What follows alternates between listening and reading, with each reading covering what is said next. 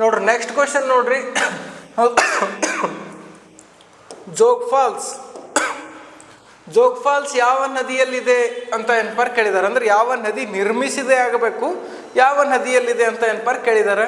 ಹಾಗಾದ್ರೆ ನೋಡ್ರಿ, ಕೃಷ್ಣನ, ತುಂಗಭದ್ರನ, ಶರಾವತಿನ, ಭೀಮಾನ ಅಂತ ಏನ್ಪಾರ ಕ್ವಶನ್ ಏನ್ಪಾರ್ ಕೇಳ್ತಾರೆ. ಹೌದಾ, ಈ ರೀತಿ ಏನ್ಪಾರ್ ಕ್ವಶನ್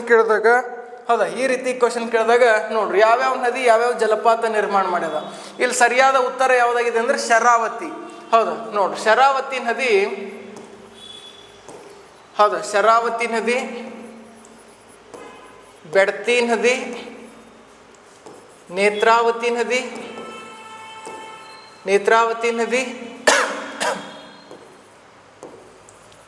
ವರಾಹಿ ನದಿ, ಮಹದಾಯಿ ನದಿ,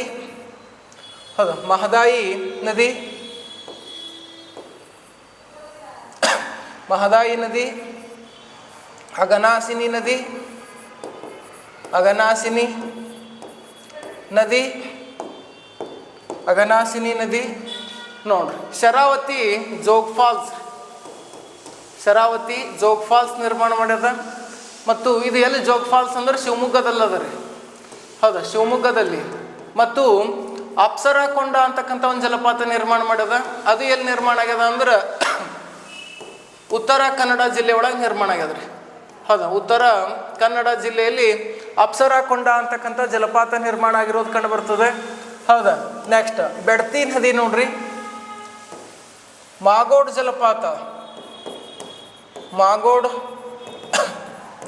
ಜಲಪಾತ ನಿರ್ಮಾಣ ಮಾಡಿರೋದು ಕಂಡು ಬರ್ತದ. ಹೌದಾ, ಮಾಗೋಡ ಜಲಪಾತ ನಿರ್ಮಾಣ ಮಾಡಿರೋದು ಕಂಡು ಬರ್ತದ. ನೇತ್ರಾವತಿ, ಬಾಂಡೇಜ್ ಜಲಪಾತ ನಿರ್ಮಾಣ ಮಾಡ್ಯದ. ಎಲ್ಲಿ ಅಂದ್ರೆ ದಕ್ಷಿಣ ಕನ್ನಡ. ಹೌದಾ, ಇದು ಮಾಗೋಡ್ ಅಂತಕ್ಕಂಥ ಫಾಲ್ಸ್ ಏನದಲ್ಲ, ಜಲಪಾತ ಏನದಲ್ಲ, ಮಾಗೋಡ್ ಜಲಪಾತ, ಇದು ಉತ್ತರ ಕನ್ನಡದಲ್ರಿ.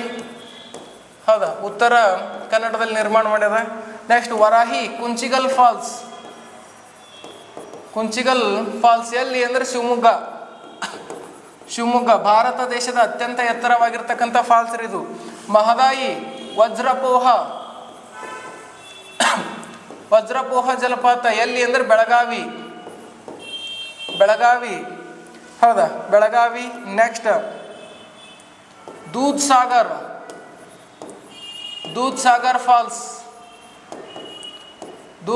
ಫಾಲ್ಸ್ ಇದು ಎಲ್ಲಿ ನಿರ್ಮಾಣ ಮಾಡ್ಯದ ಅಂದ್ರೆ ಗೋವಾ.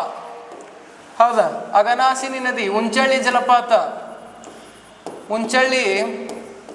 ಜಲಪಾತ ನಿರ್ಮಾಣ ಮಾಡ್ಯದ. ಎಲ್ಲಿ ಉತ್ತರ ಕನ್ನಡ. ಹೌದಾ, ಉತ್ತರ ಕನ್ನಡದಲ್ಲಿ ನಿರ್ಮಾಣ ಮಾಡ್ಯದ. ನೆಕ್ಸ್ಟ್ ಕಾಳಿ ನದಿ, ಸಾತೋಡಿ ಫಾಲ್ಸ್.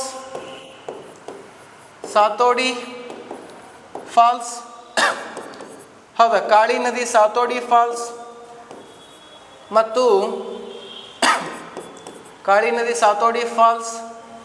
ಮತ್ತು ಲಾಲ್ಗುಳಿ ಫಾಲ್ಸ್ ಎನ್ಪರ್ ನಿರ್ಮಾಣ ಮಾಡಿರೋದು ಎನ್ಪರ್ ಕಂಡು ಬರ್ತದೆ. ಸಾತೋಡಿ ಫಾಲ್ಸ್ ಮತ್ತು ಲಾಲ್ಗುಳಿ ಫಾಲ್ಸ್ ಎನ್ಪರ್ ನಿರ್ಮಾಣ ಮಾಡಿದ್ದು ಕೂಡ ಯಾವಾಗ ಕಂಡು ಬರ್ತದ ಅಂದ್ರೆ ಇದು ಅಂತ ಎನ್ಪರ್ ನೋಡ್ತೀವಿ. ಕಾಳಿ ನದಿ ನಿರ್ಮಾಣ ಮಾಡಿರೋದು ಎನ್ಪರ್ ನೋಡ್ತೀವಿ. ಹೌದಾ, ಕಾಳಿ ನದಿ ನಿರ್ಮಾಣ ಮಾಡಿರೋದು ಎನ್ಪರ್ ಕಂಡು ಬರ್ತದೆ. ಹಾಗಾದ್ರೆ ನೆಕ್ಸ್ಟ್ ನೋಡ್ರಿ. ಹೌದಾ,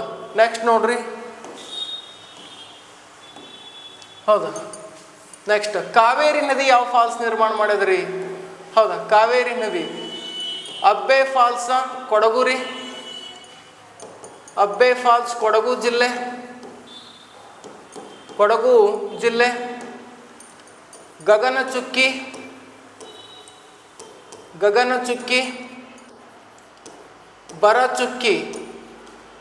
ಗಗನಚುಕ್ಕಿ ಮತ್ತು ಬರಚುಕ್ಕಿ ಫಾಲ್ಸ್ ಎಲ್ಲಿ ನಿರ್ಮಾಣ ಮಾಡ್ಯದ ಅಂತಂದ್ರೆ ಮಂಡ್ಯ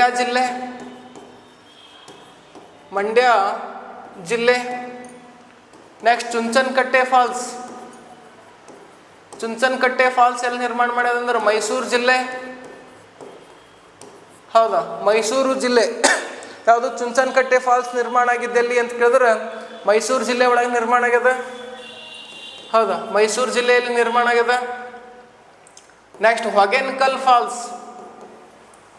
ಹೌದಾ, ಹೊಗೆನ್ಕಲ್ ಫಾಲ್ಸ್ ಎಲ್ಲಿ ನಿರ್ಮಾಣ ಆಗ್ಯದ ಅಂತ ನೋಡಿದ್ರೆ ಚಾಮರಾಜ್ ನಗರದಲ್ಲಿ ನಿರ್ಮಾಣ ಆಗಿರ್ತಕ್ಕಂಥ ಪ್ರಮುಖ ಫಾಲ್ಸ್ ಅಂತ ಏನಪ್ಪ ನೋಡ್ತೀವಿ. ಹೌದಾ, ಚಾಮರಾಜ್ ನಗರದಲ್ಲಿ ನಿರ್ಮಾಣವಾಗಿರ್ತಕ್ಕಂಥ ಪ್ರಮುಖ ಫಾಲ್ಸ್ಗಳು ಅಂತ ಏನಪ್ಪ ನೋಡ್ತೀವಿ. ಹಾಗಾದ್ರೆ ನೆಕ್ಸ್ಟ್ ನೋಡ್ರಿ, ಹೌದು ಪ್ರಮುಖ ಇನ್ನೂ ಯಾವ್ಯಾವ ಫಾಲ್ಸ್ ಎಲ್ಲೆಲ್ಲಿ ನಿರ್ಮಾಣ ಆಗಿದಾವ ನೋಡ್ರಿ. ಪಶ್ಚಿಮಕ್ಕೆ ಹರಿಯತಕ್ಕಂಥ ಎಲ್ಲ ನದಿಗಳು ಫಾಲ್ಸ್ ನಿರ್ಮಾಣ ಮಾಡಿದಾವ್ರಿ. ಪೂರ್ವಕ್ಕೆ ಹರಿಯುವ ನದಿಗಳೇ ಕೆಲವೊಂದು ಏನಪ್ಪ ಫಾಲ್ಸ್ ನಿರ್ಮಾಣ ಮಾಡಿಲ್ಲ. ಹಾಗಾದ್ರೆ ಇನ್ನೂ ಯಾವ್ಯಾವ ಫಾಲ್ಸ್ ಅದಾವ, ಎಲ್ಲೆಲ್ಲಿ ಅದಾವ ನೋಡ್ರಿ. ಲಕ್ಷ್ಮಣ ತೀರ್ಥ ನದಿ, ಲಕ್ಷ್ಮಣ ತೀರ್ಥ ನದಿ ಇರ್ಪು ಫಾಲ್ಸ್ ನಿರ್ಮಾಣ ಮಾಡ್ಯದ್ರಿ. ಇರ್ಪು ಫಾಲ್ಸ್ ಎಲ್ಲಿ ನಿರ್ಮಾಣ ಮಾಡ್ಯದಂದ್ರೆ ಕೊಡಗು. ಲಕ್ಷ್ಮಣ ತೀರ್ಥ ನದಿ ಯಾವ ಫಾಲ್ಸ್ ನಿರ್ಮಾಣ ಮಾಡ್ಯದಂದ್ರೆ ಹೌದಾ ಕೊಡಗು ಜಿಲ್ಲೆಯಲ್ಲಿ ಇರ್ಪು ಫಾಲ್ಸ್ ಏನಪ್ಪ ನಿರ್ಮಾಣ ಮಾಡ್ಯದ. ಇರ್ಪು ಫಾಲ್ಸ್ ನಿರ್ಮಾಣ ಮಾಡಿರೋದು ಏನಪ್ಪ ಕಂಡು ಬರ್ತದ. ನೆಕ್ಸ್ಟ್ ಛಾಯಾ ಭಗವತಿ, ಛಾಯಾ ಭಗವತಿ ಫಾಲ್ಸ್ ಯಾವತ್ತು ನಿರ್ಮಾಣ ಮಾಡ್ಯದ ಅಂತ ನೋಡ್ರ ಹೌದು ದೋಣಿ ನದಿ ಛಾಯಾ ಭಗವತಿ ನಿರ್ಮಾಣ ಮಾಡ್ಯದ್ರಿ. ದೋಣಿ ನದಿ ಏನದಲ್ಲ ಇದು ಛಾಯಾ ಭಗವತಿ, ಛಾಯಾ ಭಗವತಿ ಎನ್ನುವ ಫಾಲ್ಸ್ ನಿರ್ಮಾಣ ಮಾಡಿದೆ ಅಂತ ನೋಡ್ತೀವಿ. ಎಲ್ಲಿ ನಿರ್ಮಾಣ ಆಗಿದೆ ಅಂದ್ರೆ ಯಾದಗಿರಿ ರೀ. ಹೌದಾ, ಯಾದಗಿರಿ ಒಳಗೆ ನಿರ್ಮಾಣ ಆಗಿರ್ತಕ್ಕಂತಹ ಪ್ರಮುಖ ಫಾಲ್ಸ್ ಯಾವುದಾಗಿದೆ ಅಂದ್ರೆ ಛಾಯಾ ಭಗವತಿ. ಯಾವ ನದಿ ನಿರ್ಮಾಣ ಮಾಡಿದ ಅಂತ ಕೇಳಿದ್ರೆ ಹೌದಾ ದೋಣಿ ನದಿ ಅಂತ ನೋಡ್ತೀವಿ. ಹಾಗಾದ್ರೆ ನೆಕ್ಸ್ಟ್ ನೋಡ್ರಿ, ಕರ್ನಾಟಕದಲ್ಲಿ ಉದ್ದವಾಗಿ ಹರಿಯುವ ನದಿ ಯಾವುದು ಅಂತ ಕೇಳ್ತಾರ. ಕರ್ನಾಟಕದಲ್ಲಿ ಉದ್ದವಾಗಿ ಹರಿಯುವ ನದಿ, ಉದ್ದವಾಗಿ ಹರಿಯುವ ನದಿ ಯಾವುದು ಅಂತ ನೋಡ್ತಾ ಹೋದ್ರೆ ಹೌದಾ ಹರಿಯುವ ನದಿ ಯಾವುದು ಅಂತ ನೋಡ್ತಾ ಹೋದ್ರೆ ಕರ್ನಾಟಕದಲ್ಲಿ ಉದ್ದವಾಗಿ ಹರಿಯುವ ನದಿ ಕೃಷ್ಣ. ಹೌದಾ, ಕೃಷ್ಣಾ ನದಿ 483 ಕಿಲೋಮೀಟರ್ ಏನ್ಪರ್ ಹರಿತಾರೆ. ಎಕ್ಸಾಂಪಲ್ ಇದು ಕ್ವಶನ್ ಕೇಳ್ತಾರೆ, ಕರ್ನಾಟಕದಲ್ಲಿ ಅತಿ ಉದ್ದವಾಗಿ ಹರಿಯುವ ನದಿ ಯಾವುದು ಅಂತ ಕೇಳ್ತಾರೆ. ಕೃಷ್ಣಾ ನದಿ ಅಂತ ಏನ್ಪರ್ ನೋಡ್ತೀವಿ. ಹೌದಾ, ಕೃಷ್ಣಾ ನದಿ. ಕೃಷ್ಣಾ ನದಿಗೆ ಕರ್ನಾಟಕದಲ್ಲಿ ಕಟ್ಟಿರುವ ಒಂದು ಡ್ಯಾಮ್ ಯಾವುದು ಅಂತ ಕೇಳಿದ್ರೆ ಹೌದಾ ಕೃಷ್ಣಾ ನದಿಗೆ ಕರ್ನಾಟಕದಲ್ಲಿ ಕಟ್ಟಿರೋದು, ಕರ್ನಾಟಕದ ಯಾದಗಿರಿ ಜಿಲ್ಲೆಯಲ್ಲಿ ಕಟ್ಟಿರೋದು ನಾರಾಯಣಪುರ. ನಾರಾಯಣಪುರ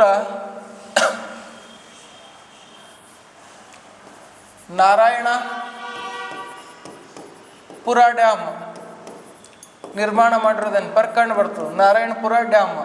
ನೆಕ್ಸ್ಟ್ ಹೌದಾ ನಾರಾಯಣಪುರ ಡ್ಯಾಮ್ ನಿರ್ಮಾಣ ಮಾಡಿರೋದು ಕಂಡು ಬರ್ತದೆ. ಬಿಜಾಪುರದಲ್ಲಿ ಆಲ್ಮಟ್ಟಿ ಡ್ಯಾಮ್. ನಾರಾಯಣಪುರ ಡ್ಯಾಮಿಗೆ ಬಸವಸಾಗರ ಅಂತ ಕರೀತಾರೆ, ಬಸವಸಾಗರ. ಬಿಜಾಪುರದಲ್ಲಿರ್ತಕ್ಕಂಥದ್ದಕ್ಕೆ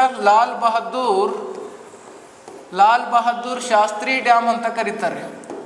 ಹೌದಾ, ಯಾವ ಬಹದ್ದೂರ್ ಶಾಸ್ತ್ರಿ? ಲಾಲ್ ಬಹದ್ದೂರ್ ಶಾಸ್ತ್ರಿ ಡ್ಯಾಮ್ ಎಂದು ಕರೆಯುತ್ತಾರೆ.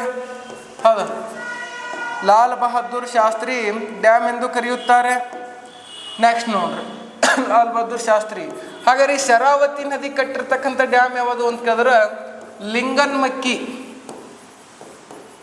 ಹೌದಾ, ಶರಾವತಿ ಕಟ್ಟಿರ್ತಕ್ಕಂಥ ಒಂದು ಡ್ಯಾಮ್ ಯಾವುದಾಗಿದೆ ಅಂತ ನೋಡ್ತಾ ಹೋದ್ರೆ ಲಿಂಗನಮಕ್ಕಿ ಅಂತಕ್ಕಂಥ ಡ್ಯಾಮ್ ಕಟ್ಟಿರೋದೇನು ಕಂಡು ಬರ್ತಾರೆ. ಹೌದಾ, ಶರಾವತಿ ನದಿಗೆ ಕಟ್ಟಿರ್ತಕ್ಕಂಥ ಒಂದು ಡ್ಯಾಮ್ ಯಾವುದು ಅಂದ್ರೆ ಲಿಂಗನಮಕ್ಕಿ ಡ್ಯಾಮ್ ಅಂತ ನೋಡ್ತೀವಿ. ಹೌದಾ, ಶರಾವತಿ ಕಟ್ಟಿರ್ತಕ್ಕಂಥ ಡ್ಯಾಮ ಲಿಂಗನಮಕ್ಕಿ. ಹೌದಾ ನೋಡ್ರಿ, ಶರಾವತಿಯ ಲಿಂಗನಮಕ್ಕಿ ಡ್ಯಾಮಿಗೆ ಮಹಾತ್ಮ ಗಾಂಧಿ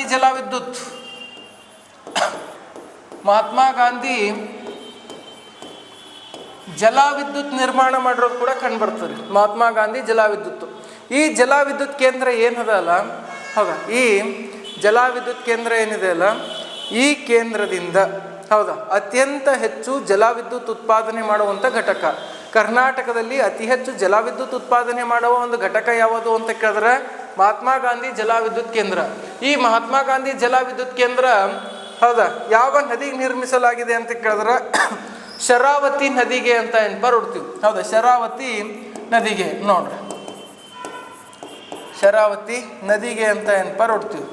ಹೌದಾ ನೋಡ್ರಿ, ಶರಾವತಿ ನದಿ. ನೆಕ್ಸ್ಟ್ ಈ ಭೀಮಾ ನದಿ ನೋಡ್ರಿ, ಭೀಮಾ ನದಿ ಕೃಷ್ಣಾ ನದಿಯ ಉಪನದಿ ರೀ. ಕೃಷ್ಣಾ ನದಿಯ ಉಪನದಿ ಅಂತ ಹೊರಡ್ತೀವಿ. ಹೌದಾ, ಭೀಮಾ ನದಿ ಏನದಲ್ಲ ಕೃಷ್ಣಾ ನದಿಯ ಒಂದು ಪ್ರಮುಖ ಉಪನದಿ. ಹೌದಾ, ಕಲಬುರಗಿ ಈ ನದಿ ದಂಡೆಯಲ್ಲದ. ಕಲಬುರಗಿ ಏನಾಗಿದೆ ಅಂದ್ರೆ ಈ ನದಿ ದಂಡೆಯಲ್ಲಿರೋದೇನಪ್ಪ ಕಂಡು ಬರ್ತಾರೆ. ಹೌದಾ, ಯಾವುದು ಕಲಬುರಗಿ ಪ್ರದೇಶ ಏನಾಗಿದೆ ಅಲ್ಲ ಈ ನದಿ ದಂಡೆಯಲ್ಲೇ ಇರೋದೇನಪ್ಪ ಕಂಡು ಬರ್ತದೆ. ಯಾವುದು ಭೀಮಾ ನದಿ ದಂಡೆಯಲ್ಲಿ. ನೆಕ್ಸ್ಟ್ ನೋಡ್ರಿ, ಭೀಮಾ ನದಿ ದಂಡೆಯಲ್ಲಿ ಕಲಬುರಗಿ ಏನಪ್ಪ ಕಂಡು ಬರ್ತದೆ. ಹೌದಾ, ಭೀಮಾ ನದಿಯ ಉಪನದಿ ಯಾವುದು ಅಂದ್ರೆ ಕಾಗಿಣಿ. ರಾಗಿಣಿ ಅಲ್ಲ, ಕಾಗಿಣಿ. ಕಾಗಿಣಿ ನದಿ ದಂಡೆ ಒಳಗೆ ಯಾವ್ದು ಅಂದ್ರೆ ಮಾನ್ಯ ಖೇಡ. ಮಾನ್ಯ ಖೇಡ ಅಂತಕ್ಕಂಥ ಪ್ರದೇಶ ಏನಪ್ಪ ಕಂಡು ಬರ್ತದೆ. ಹೌದಾ, ಮಾನ್ಯ ಖೇಡ ಅಂತಕ್ಕಂತಹ ಪ್ರದೇಶ ಎಲ್ಲಿ ಕಂಡು ಬರ್ತದ ಅಂತ ನೋಡ್ತಾ ಹೋದ್ರೆ ಹೌದಾ ಇಲ್ಲಿ ಏನಪ್ಪ ಕಂಡು ಬರ್ತದೆ. ಹೌದಾ, ಮಾನ್ಯ ಖೇಡ ಅಂತಕ್ಕಂಥ ಪ್ರದೇಶ ಎಲ್ಲಿ ಕಂಡು ಬರ್ತಂದ್ರೆ ಇಲ್ಲಿ ಕಂಡು ಬರ್ತದೆ. ಹೌದಾ, ಮಾನ್ಯ ಖೇಡ ಅಂತಕ್ಕಂಥ ಪ್ರದೇಶ ಎಲ್ಲಿ ಕಂಡು ಬರ್ತಂದ್ರೆ ಈ ಒಂದು ಭಾಗದಲ್ಲಿ ಕಂಡು ಬರುತ್ತದೆ ಅಂತ ಏನಪ್ಪ ನೋಡ್ತೀವಿ. ಹೌದಾ, ಮಾನ್ಯಖೇಡ್ ಯಾವ ನದಿ ತೀರದಲ್ಲಿ ಕಾಗಿಣಿ ನದಿ ದಂಡೆ ಒಳಗಿರೋದೇನಪ್ಪ ಕಂಡು ಬರ್ತದೆ. ಹೌದಾ, ಕಾಗಿಣಿ ನದಿ ದಂಡೆಯಲ್ಲಿರ್ತಕ್ಕಂಥ ಒಂದು ಪ್ರಮುಖ ಪ್ಲೇಸ ಅಂತ ಏನಪ್ಪ ನೋಡ್ತೀವಿ. ಹಾಗಾದ್ರೆ ನೆಕ್ಸ್ಟ್ ಕ್ವಶನ್ ನೋಡ್ರಿ. ಹೌದಾ, ನೆಕ್ಸ್ಟ್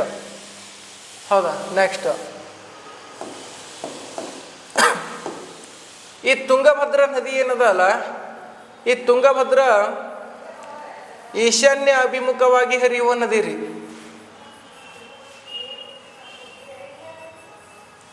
ಹೌದಾ, ತುಂಗಭದ್ರಾ ನದಿ ಏನದಲ್ಲ ಇದು ಈಶಾನ್ಯ ಅಭಿಮುಖವಾಗಿ ಹರಿಯುವಂಥ ಪ್ರಮುಖ ನದಿ. ಹೌದಾ, ನೋಡ್ರಿ ಈಶಾನ್ಯ ಅಭಿಮುಖವಾಗಿ ಹರಿಯುವ ಪ್ರಮುಖ ನದಿ ಎಕ್ಸಾಮಲ್ಲಿ ಕೇಳ್ತಾರ್ರಿ. ಹೌದಾ, ಈ ರೀತಿ ಏನಪ್ಪ ಹರಿತದ. ಮತ್ತು ಈ ತುಂಗಭದ್ರಾಕ್ಕೂ ಕೂಡ ಉಪನದಿಗಳಿದಾವ. ಯಾವ್ಯಾವ ಉಪನದಿಗಳಿದಾವ ಅಂದ್ರೆ ವೇದಾವತಿ,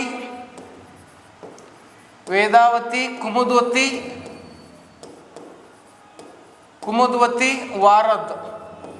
ಹೌದಾ, ವಾರದ್ ಅಂತ ಏನಪ್ಪ ನೋಡ್ತೀವಿ. ಯಾವ್ದು ಇದು ಅಂದ್ರೆ ತುಂಗಭದ್ರಾ. ಈ ತುಂಗಭದ್ರಾಕ ಹೊಸಪೇಟೆ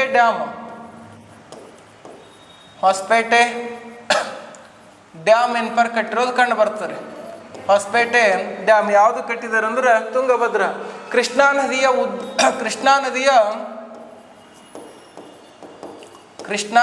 ಉಪನದಿಗಳಲ್ಲಿ ಉದ್ದವಾದ ಉಪನದಿ ಯಾವುದು ಅಂತ ಕೇಳಿದ್ರೆ ತುಂಗಭದ್ರಾ. ಉದ್ದವಾದ ಉಪನದಿ ಯಾವುದು ಅಂದ್ರೆ ತುಂಗಭದ್ರಾ ಅಂತ ಏನಪ್ಪ ನೋಡ್ತೀವಿ. ನೋಡ್ರಿ, ಇಷ್ಟು ಈ ಎಲ್ಲ ನದಿಗಳ ಬಗ್ಗೆ ಏನಪ್ಪ ಕಂಡು ಬರ್ತದ. ಹೌದಾ, ನೆಕ್ಸ್ಟ್ ಕ್ವಶನ್ ಹೋಗೋಣ್ರಿ. ಹೌದಾ, ನೆಕ್ಸ್ಟ್ ಕ್ವಶನ್ ಏನದ ಅಂದ್ರೆ ಬಾರ್ಡೋಲಿ ಸತ್ಯಾಗ್ರಹ 1928 ನಾಯಕ ಯಾರಾಗಿದ್ದರು? ಬಾರ್ಡೋಲಿ ಸತ್ಯಾಗ್ರಹದ ನಾಯಕ ಯಾರಾಗಿದ್ರು ಅಂತ ಏನಪ್ಪ ಇಲ್ಲಿ ಕ್ವಶನ್ ಆಗ್ಯದ. ನೋಡ್ರಿ, ಬಾರ್ಡೋಲಿ ಸತ್ಯಾಗ್ರಹದ ನಾಯಕರು ಯಾರಾಗಿದ್ರು ನೋಡ್ರಿ. ಯಾರು? ವಲ್ಲಭಭಾಯಿ ಪಟೇಲ, ಮಹಾತ್ಮ ಗಾಂಧಿನ, ವಿಠಲ್ ಭಾಯ್ ಪಟೇಲ, ಮಹಾದೇವ್ ದೇಸಾಯಿನ ಅಂತ ಕೇಳಿದ್ರ ಹೌದಾ ವಲ್ಲಭಭಾಯಿ ಪಟೇಲ್ ರೀ. ಹೌದಾ, ಸರ್ದಾರ್ ವಲ್ಲಭಭಾಯಿ ಪಟೇಲ್. ಹೌದಾ, ಸರ್ದಾರ್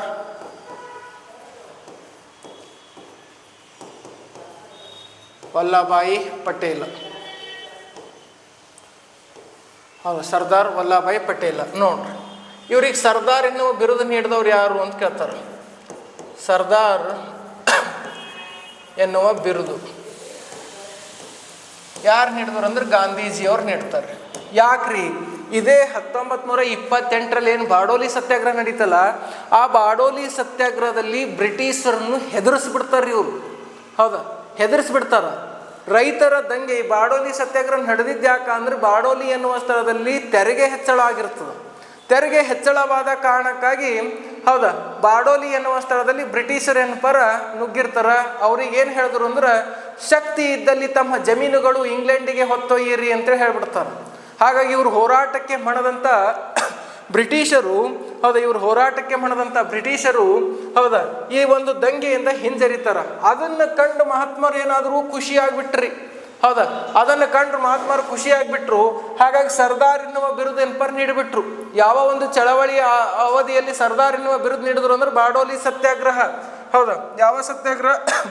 ಬಾರ್ಡೋಲಿ ಸತ್ಯಾಗ್ರಹ ಅವಧಿಯಲ್ಲೇ ಸರ್ದಾರ್ ಎನ್ನುವ ಬಿರುದು ಏನಪ್ಪ ನೀಡ್ತಾರೆ ನೋಡ್ರಿ.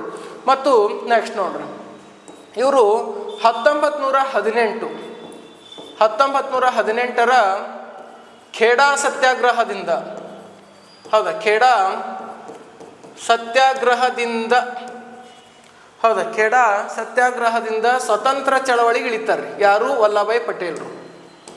ಹೌದಾ, ಸ್ವತಂತ್ರ ಚಳವಳಿಗೆ ನುಗ್ಗಿದರು ಅಂತ ನೆನಪರ್ ಹೊಡ್ತೀವಿ. ಹೌದಾ, ಯಾರು? ಸರ್ದಾರ್ ಪಟೇಲರು. ಮತ್ತು ಪಟೇಲರು ಹೊರಡಿಸಿರ್ತಕ್ಕಂಥ ಪತ್ರಿಕೆ ಯಾವುದಂದ್ರೆ ಸತ್ಯಾಗ್ರಹ ಎನ್ನುವ ಪತ್ರಿಕೆ ನೆನಪರ್ ಹೊರಡಿಸ್ತಾರೆ. ಯಾರು? ಪಟೇಲರು. ಸತ್ಯಾಗ್ರಹ ಎನ್ನುವ ಪತ್ರಿಕೆಯನ್ನು ಹೊರಡಿಸ್ತಾರೆ. ನೆಕ್ಸ್ಟ್ 1931ರಲ್ಲಿ ಕರಾಚಿ ಕಾಂಗ್ರೆಸ್ ಅಧಿವೇಶನದ ಅಧ್ಯಕ್ಷತೆ ವಹಿಸ್ತಾರೆ. ಕರಾಚಿ ಕಾಂಗ್ರೆಸ್ ಅಧ್ಯಕ್ಷತೆ ಯಾರು ವಹಿಸ್ತಾರ ಅಂತ ನೋಡಿದ್ರೆ ಪಟೇಲರು, ಸರ್ದಾರ್ ವಲ್ಲಭಾಯ್ ಪಟೇಲರು ಕರಾಚಿ ಕಾಂಗ್ರೆಸ್ನ ಅಧ್ಯಕ್ಷತೆ ವಹಿಸ್ತಾರೆ. ಹೌದಾ. ನೆಕ್ಸ್ಟ್ 1946ರ ಸಂವಿಧಾನ ರಚನಾ ಸಭೆಯಲ್ಲಿ ಮೂಲಭೂತ ಹಕ್ಕುಗಳ ಸಮಿತಿ,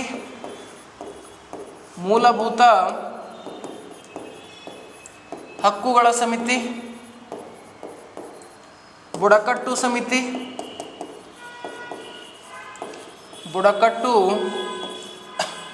ಸಮಿತಿ ಮತ್ತು ಅಲ್ಪಸಂಖ್ಯಾತರ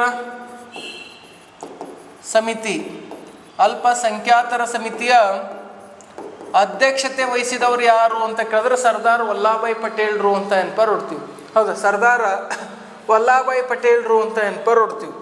ಯಾರ್ರೀ? ಸರ್ದಾರ್ ವಲ್ಲಭಾಯ್ ಪಟೇಲರು. ನಂತರ ಸ್ವತಂತ್ರ ಭಾರತದ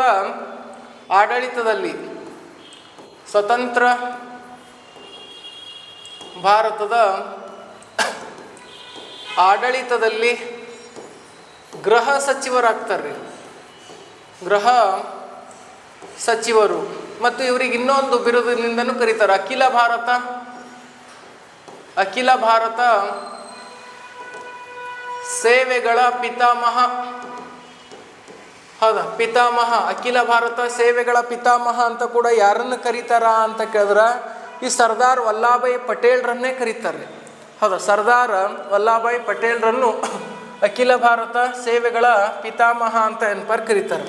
ಹೌದಾ, ಅಖಿಲ ಭಾರತ ಸೇವೆಗಳ ಪಿತಾಮಹ ಅಂತ ಯಾರನ್ನು ಕರೀತಾರೆ ಅಂದ್ರೆ ಇವ್ರಿಗೆ ಕರೀತಾರೆ.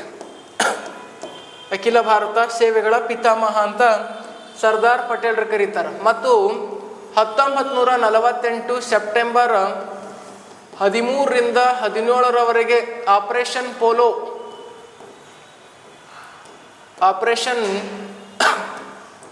ಪೋಲೋ ಕಾರ್ಯಾಚರಣೆ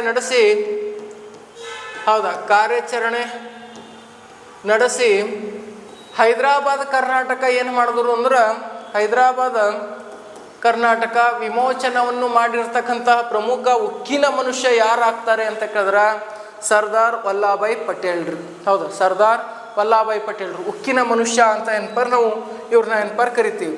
ಮತ್ತು ಬಾರ್ಡೋಲಿ ಸತ್ಯಾಗ್ರಹ ಎಲ್ಲಿ ನಡೀತು ಅಂತ ಕೇಳಿದ್ರೆ ಗುಜರಾತ್ ಒಳಗೆ ನಡೆದವರು. ಹೌದಾ, ಗುಜರಾತ್. ಮತ್ತು ಈ ಸತ್ಯಾಗ್ರಹದಲ್ಲಿ ಅವರ ಮಗಳು ಮಣಿಬೇನ್ ಕೂಡ ನೆನಪರ್ ಭಾಗವಹಿಸ್ತಾರೆ. ಹೌದಾ, ಅವರ ಮಗಳು ಮಣಿಬೇನ್ ಕೂಡ ನೆನಪರ್ ಭಾಗವಹಿಸಿದ್ರು ಅನ್ನೋದು ನೆನಪರ್ ಕಂಡು ಬರ್ತದೆ. ಯಾವ ಒಂದು ಸತ್ಯಾಗ್ರಹದಲ್ಲಿ ಅಂದ್ರೆ ಬಾರ್ಡೋಲಿ ಸತ್ಯಾಗ್ರಹದಲ್ಲಿ ಮಣಿಬೇನ್ರು ಭಾಗವಹಿಸ್ತಾರೆ. ಹೌದಾ, ನೋಡಿ, ಮಣಿಬೇನ್ರು ಭಾಗವಹಿಸಿದ್ರು ಅಂತ ನೆನಪರ್ ನೋಡ್ತೀವಿ. ಹಾಗಾದ್ರೆ ನೆಕ್ಸ್ಟ್ ನಮ್ಮ ರಾಷ್ಟ್ರಪಿತ ಮಹಾತ್ಮ ಗಾಂಧೀಜಿ ಅವ್ರದ್ದು. ಹೌದಾ, ನಮ್ಮ ರಾಷ್ಟ್ರಪಿತ ಮಹಾತ್ಮ ಗಾಂಧೀಜಿ ಅವರ ಚರಿತ್ರೆ ನಿಮಗೆ ಭಾಳ ಚಂದ ಗೊತ್ತಿರ್ತದೆ. ಹೌದು, ಮಾಡರ್ನ್ ಹಿಸ್ಟ್ರಿಯಲ್ಲಂತೂ ಅದ್ಭುತವಾದ ಚರಿತ್ರೆ ಯಾರ್ದು ಅಂದ್ರೆ ಮಹಾತ್ಮ ಗಾಂಧೀಜಿ ಅವ್ರದ್ದು ಅಂತ ನೆನಪರ್ ಹೊಡ್ತೀವಿ. ಹೌದಾ, ಮಹಾತ್ಮ ಗಾಂಧೀಜಿ ಅವ್ರದ್ದು ರೀ. ಹೌದಾ, ನೋಡ್ರಿ, ಇವ್ರಿಗೆ ಮಹಾತ್ಮ ಎನ್ನುವ ಬಿರುದು ನೀಡಿದ್ದು ಯಾರು ಅಂತ ಕೇಳಿದ್ರೆ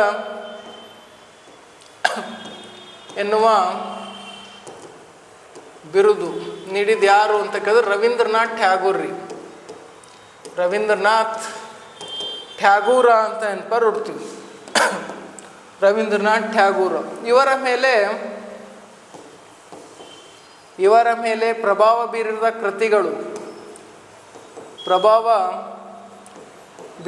ಕೃತಿಗಳು ಗಾಂಧೀಜಿ ಅವ್ರದ್ದು ಹೇಳೋದಕ್ಕೆ ಒಂದು 10 ಕ್ಲಾಸ್ ಆದ್ರೂ ಸಾಕಾಗಲ್ಲ. ಇಂಪಾರ್ಟೆಂಟ್ ಪಾಯಿಂಟ್ ಹೇಳ್ತಾ ಇದ್ದೀನಿ ನಿಮಗೆ. ಬೀರಿದ ಕೃತಿಗಳು ಯಾವುವು ಅಂತ ಕೇಳಿದ್ರೆ ಅನ್ಟು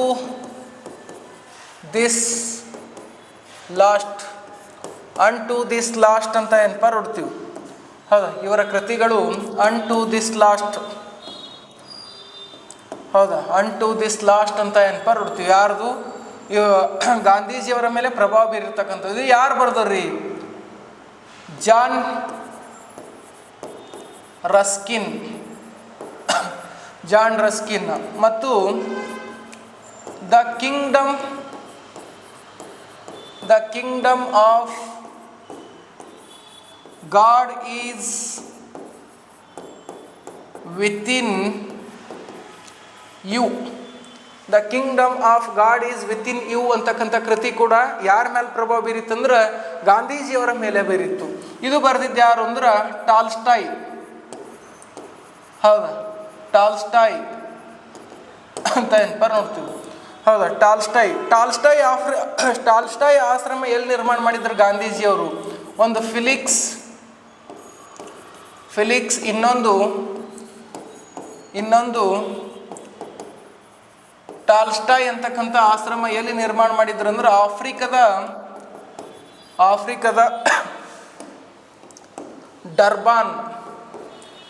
ಆಫ್ರಿಕಾದ ಡರ್ಬಾನ್ನಲ್ಲಿ ನಿರ್ಮಾಣ ಮಾಡಿದ್ರು ಅಂತ ಏನಪ್ಪ ನೋಡ್ತೀವಿ. ಆಫ್ರಿಕಾದ ಡರ್ಬಾನ್ನಲ್ಲಿ ನಿರ್ಮಾಣ ಮಾಡಿದ್ರು ಅಂತ ಏನಪ್ಪ ನೋಡ್ತೀವಿ. ಹೌದಾ, ಮತ್ತು ಇವರ ಹರಿಜನ್ ಎನ್ನುವ ಪತ್ರಿಕೆಯಲ್ಲಿ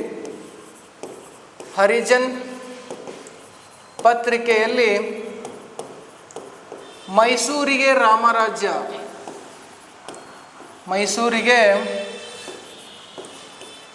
ರಾಮರಾಜ್ಯ ಎಂದು ಉಲ್ಲೇಖ ಮಾಡಿದ್ದರು ಮತ್ತು ನಾಲ್ವಡಿ ಕೃಷ್ಣರಾಜ ಒಡೆಯರಿಗೆ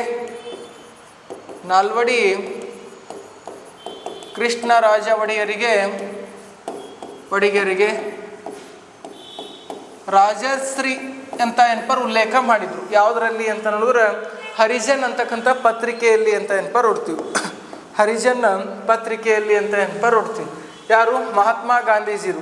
ಈ ಮಹಾತ್ಮ ಗಾಂಧೀಜಿಯವರು ಒಂದು ದೊಡ್ಡ ಚರಿತ್ರೆನೇ ಏನಪ್ಪ ತೊಗೊಂಡ್ಬಿಡೋಣ, ಮಾಡರ್ನ್ ಹಿಸ್ಟ್ರಿ ಏನಪ್ಪ ತೊಗೊಂಡ್ಬಿಡೋಣ.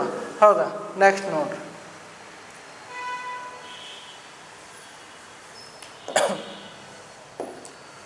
ಕೆಳಗಿನ ಯಾವ ದೇಶದಲ್ಲಿ ಪ್ಯೂಜಿ ಪರ್ವತವಿದೆ ಅಂತ ಏನಪ್ಪ ಕೇಳಿದ್ದಾರೆ. ಕೆಳಗಿನ ಯಾವ ದೇಶದಲ್ಲಿ ಪ್ಯೂಜಿ ಪರ್ವತವಿದೆ ಅಂತ ಏನಪ್ಪ ಕ್ವಶನ್ ಆಗಿದೆ. ಪ್ಯೂಜಿ ಪರ್ವತ ಒಂದು ಜ್ವಾಲಾಮುಖಿ ಪರ್ವತ. ಹೌದಾ, ಜ್ವಾಲಾಮುಖಿ ಪರ್ವತ ಅಂತ ಏನಪ್ಪ ನೋಡ್ತೀವಿ. ಹೌದಾ, ಪ್ಯೂಜಿ ಪರ್ವತ ಜ್ವಾಲಾಮುಖಿ ಪರ್ವತ. ಜ್ವಾಲಾಮುಖಿ ಅಂದ್ರೆ ಏನು? ಹೌದಾ, ಜ್ವಾಲಾಮುಖಿ ಅಂದ್ರೆ ಏನು ಅಂತ ನೋಡ್ತಾ ಹೋದ್ರ ನೋಡ್ರಿ. ಕೋರ್ ಝೋನ್,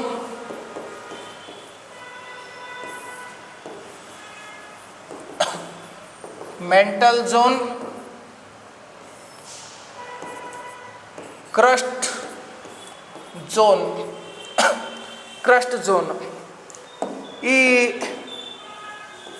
ಝೋನ್ ಒಳಗೆ ಎರಡು ಭಾಗ ಆಗ್ತಾವ. ಎಲ್ಲದರಲ್ಲೂ ಎರಡೆರಡು ಭಾಗ ಆಗಿದಾವ. ಮೇಲಿರ್ತಕ್ಕಂಥದ್ದು ಎಸ್ತಿನೋಸ್ಪಿಯರ್,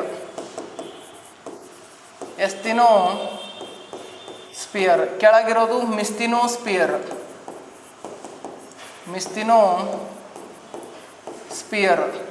ಈ ಎಸ್ತಿನೋಸ್ಪಿಯರ್ದಲ್ಲಿ ಖನಿಜಗಳು ಏನಾಗಿದಾವ ಅಂದ್ರೆ ಕುದೀತಾ ಇದಾವ್ರಿ.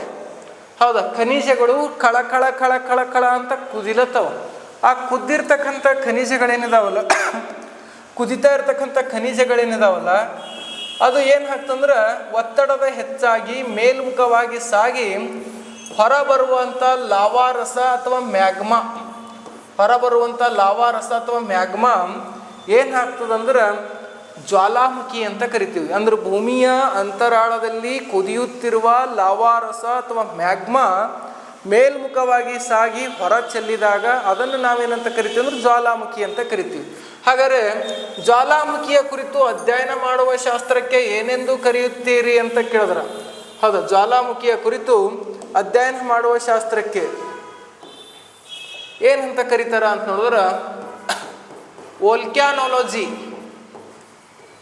ಜ್ವಾಲಾಮುಖಿಯ ಕುರಿತು ಅಧ್ಯಯನ ಮಾಡುವ ಶಾಸ್ತ್ರಕ್ಕೆ ವೋಲ್ಕ್ಯಾನೋಲಜಿ ಅಂತ ಏನಪ್ಪ ಕರೀತಾರೆ. ಹಾಗಾದ್ರೆ ಪ್ಯೂಜಿ ಅಂತಕ್ಕಂಥದ್ದು ಪ್ಯೂಜಿಯಾಮ ಜ್ವಾಲಾಮುಖಿ ಎಲ್ಲದ ಅಂದ್ರೆ ಜಪಾನ್ ದೇಶದಾಗ ಅದ ರೀ. ಹೌದಾ, ಜಪಾನ್ ದೇಶದಾಗ. ಹಾಗಾದ್ರೆ ಇತರೆ ಜ್ವಾಲಾಮುಖಿಗಳು ಎಲ್ಲೆಲ್ಲದಾವ? ಇಂಡೋನೇಷ್ಯಾದಲ್ಲಿ ಕಕ್ರಟೋವಾ,